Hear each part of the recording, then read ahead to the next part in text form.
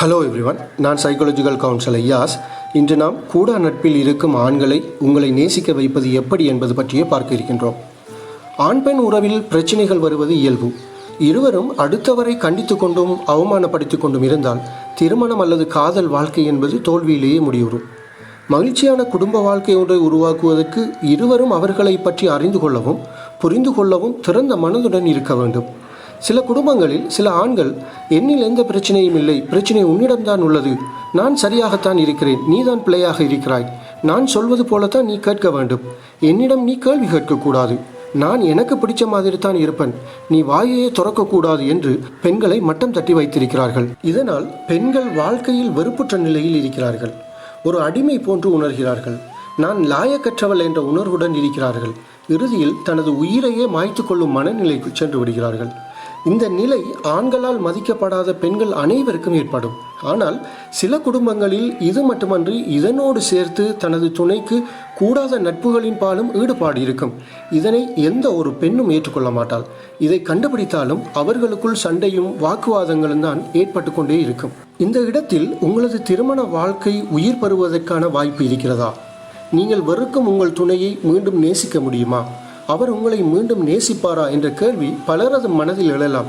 அதற்கான விளக்கமாகத்தான் இந்த வீடியோ அமைய இருக்கின்றது.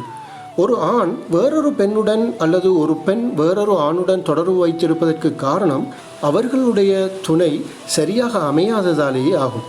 உங்கள் துணை வேறொரு நபரை நோக்கி கூடாத நட்பின்பால் செல்கிறார் என்றால் முதலில் உங்களை நீங்கள் சுய பரிசோதனை செய்து கொள்ளுங்கள். எப்படி இந்த சுய பரிசோதனையை செய்து கொள்ள வேண்டும் என்று பார்ப்போம். அதாவது, நீங்கள் அவரிடம் பேசுகின்ற பொழுது நீங்கள் பேசும் விதம் குறித்து அவர் ஏதேனும் குறை கூறுகிறாரா அல்லது குறை கூறி இருக்கிறாரா என்பதை பற்றி கொஞ்சம் யோசித்து பாருங்கள்.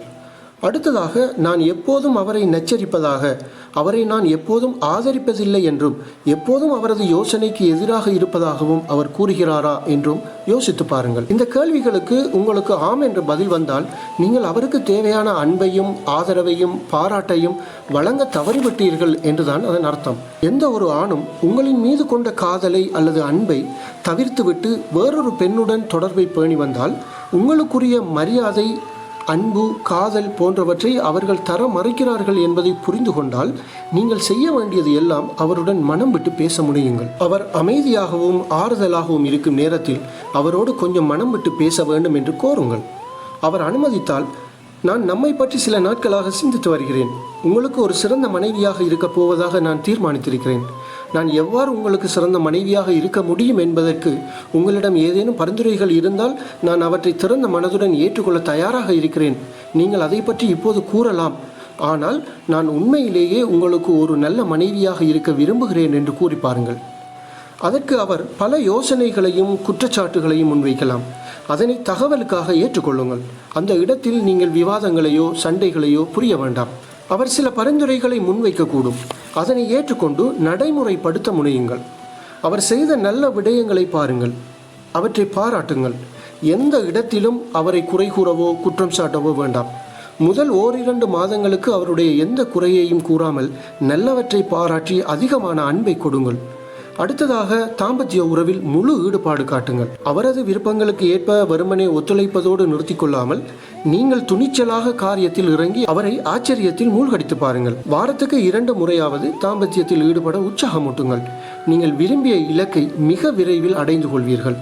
தாம்பத்தியத்தில் ஏற்படும் குறைபாடு கூட கூடா நட்பின்பால் ஒருவரை திசை மாற்றிவிடும். நான் சொன்ன நுட்பங்களை 1 மாதத்துக்கு தொடராக செய்த பின் அவரிடம், நான் ஒரு சிறந்த மனைவியாக இருக்க முயற்சிக்கப் போவதாக ஒரு சில வாரங்களுக்கு முன் கூறியது உங்களுக்கு நினைவிருக்கிறதா?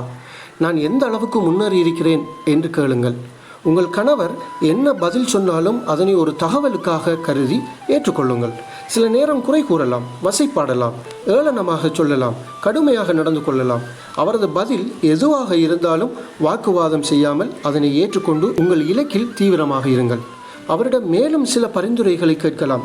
நான் என்ன செய்ய வேண்டும் என்று கேளுங்கள். அவற்றை திறந்த மனதுடன் ஏற்றுக்கொண்டு அதனையும் செய்ய தயாராக இருங்கள். மாதத்துக்கு 1 முறையாவது அவருடைய கருத்துக்களை கேட்பதை வழக்கமாக்கி கொண்டு தொடர்ந்து 6 மாதங்கள் இதை செய்து வாருங்கள்.